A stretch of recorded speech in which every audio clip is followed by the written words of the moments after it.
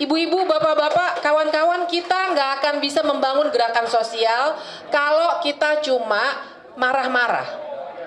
Harus action. Jangan hitung-hitungan lagi kita bebani, ini mahasiswa nih yang mesti bergerak. Tidak. Kita semua.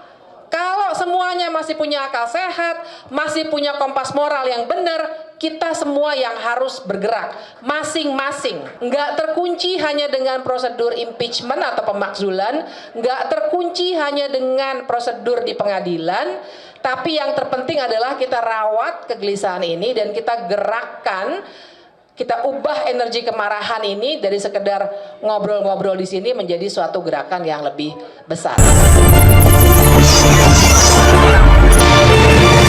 Kalian dan kawan-kawan. Jadi ketika kita menganalisis persoalan saat ini, ada aspek hukumnya, kita kan perlu tahu dulu kira-kira petanya seperti apa, dan itu yang tadi kita lakukan. Tapi saya setuju sekali bahwa oke, abis ini kita bergerak bareng-bareng. Tapi saya juga ingin ngajak Ibu dan Bapak memikirkan ulang, apa itu sebenarnya gerakan sosial? Maksud saya adalah kalau kita benar-benar cuma bilang oke, kita harus ada rapat akbar di mana semua orang yang mau melawan hadir, nanti dulu deh. Apakah kita semua sudah turun ke bawah semuanya? Apakah misalnya saya salut dengan ibu-ibu, Bu Kurnia tadi ya. Nah, misalnya ibu-ibu sudah kumpul di Solo, kumpul bareng meninggalkan dapur, itu contoh konkretnya. Ibu-ibu, bapak-bapak, kawan-kawan, kita nggak akan bisa membangun gerakan sosial kalau kita cuma marah-marah. Harus action. Tapi actionnya jangan nunggu sampai ada rapat akbar yang besar sekali. Dan menurut saya juga nggak usah nunggu sampai ada momentum seperti 22 Agustus yang lalu. Semuanya bisa bergerak masing-masing. Saya sama teman-teman misalnya sudah banyak ke banyak daerah, banyak ketemu teman-teman mahasiswa misalnya. Satu catatan yang juga menarik buat saya, yang tentu saja mereka itu udah generasinya beda banget sama orang-orang yang kebanyakan di sini ya kan? Mereka itu juga cerita, Mbak, buat kami bikin kolektif, kami bikin komunitas, kami nggak suka bergabung di organisasi formal, nggak apa-apa. Menurut saya kita, generasi yang duluan ini, saya Gen X, mungkin ada yang milenial, mungkin ada yang lebih tua lagi, apapun lah. Pak Eros tadi benar sekali, kita sudah lintas organisasi, juga lintas generasi.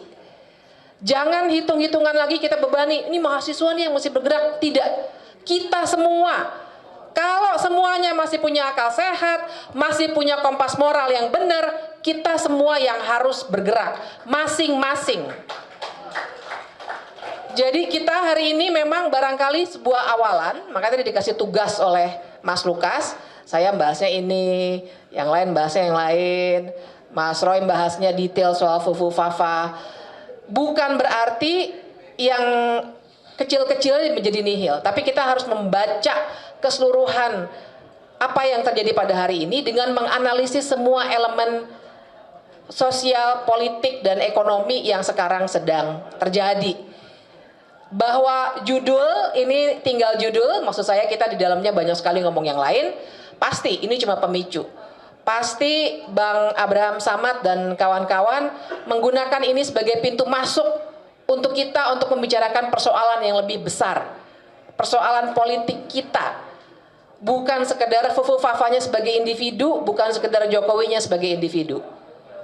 Kita lagi membicarakan ke depannya, kita bangun gerakan sosial ini, kita mau bawa kemana? Nggak terkunci hanya dengan prosedur impeachment atau pemakzulan, nggak terkunci hanya dengan prosedur di pengadilan, tapi yang terpenting adalah kita rawat kegelisahan ini dan kita gerakkan, kita ubah energi kemarahan ini dari sekedar ngobrol-ngobrol di sini menjadi suatu gerakan yang lebih besar. Itu aja. Baik, rekan-rekan sekalian, Bapak dan Ibu, tadi Bang Eros sudah menyampaikan, Mbak Fitri sudah menyampaikan, nanti semua juga akan menambahkan. Inti saya dengan presentasi tadi adalah bahwa selama ini isu atau kasus Fufafa itu sebagai starting point itu masih dikatakan wah itu kan hanya omong-omong. Tidak. Sekali lagi tadi Bapak Ibu sudah lihat, saya percaya betul dengan kemampuan Bapak Ibu semua.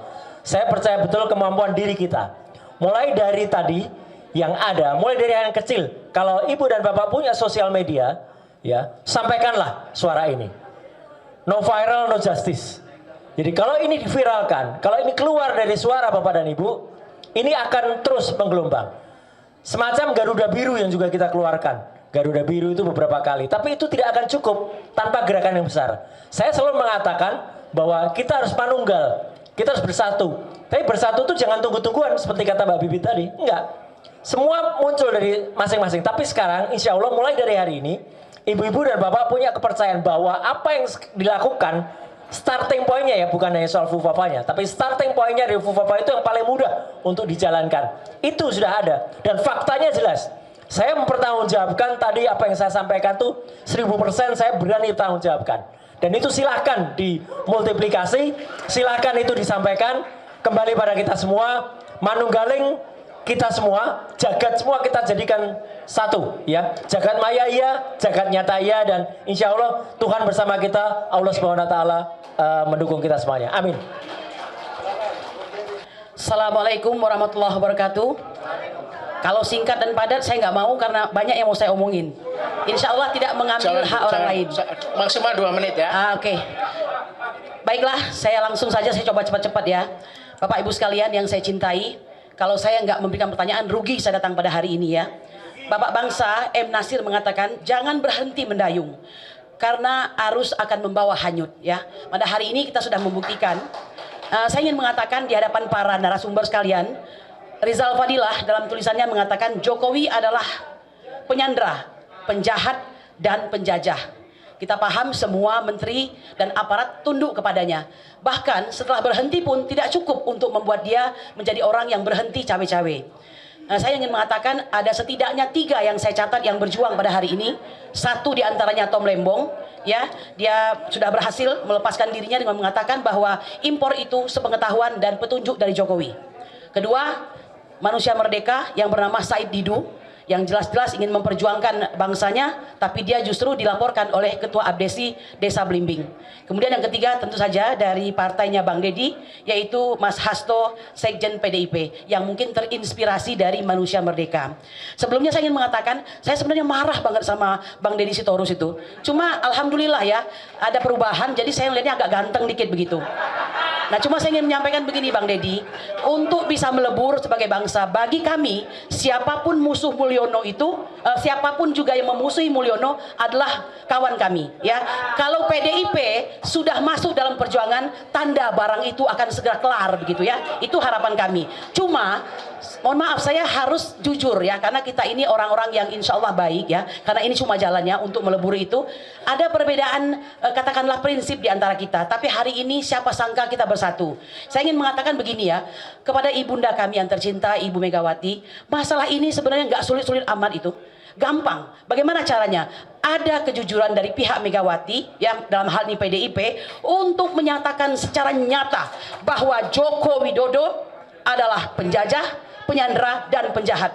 Bahwa PDIP terus terang saja menyesal telah 2 periode menjadi kuda tunggangannya. Betul! Merdeka!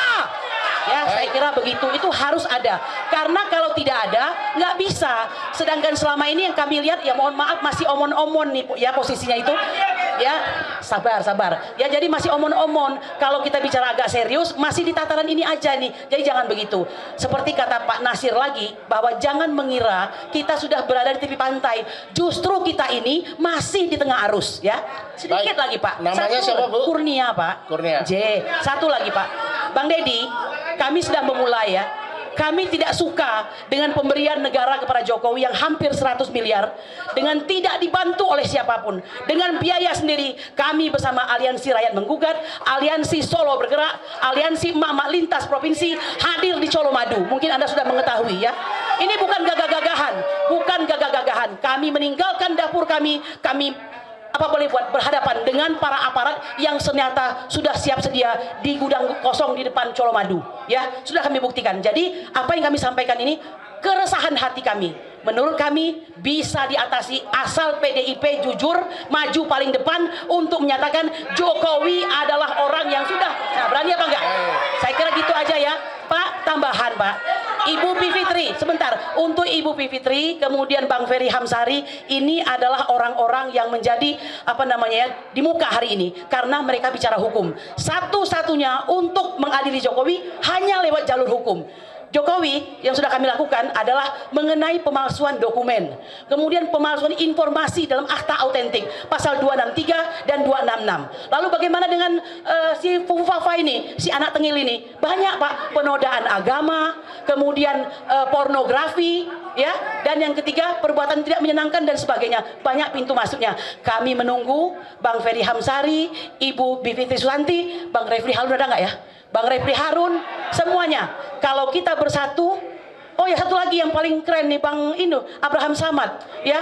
Mohon kalau perlu Pak jumpai dong Pak Jokowi, Pak Prabowo. Tolong disampaikan, disadarkan supaya nggak kena sirep begitu. Demikian. Assalamualaikum warahmatullahi wabarakatuh. Merdeka! Silakan selanjutnya Bung Edi.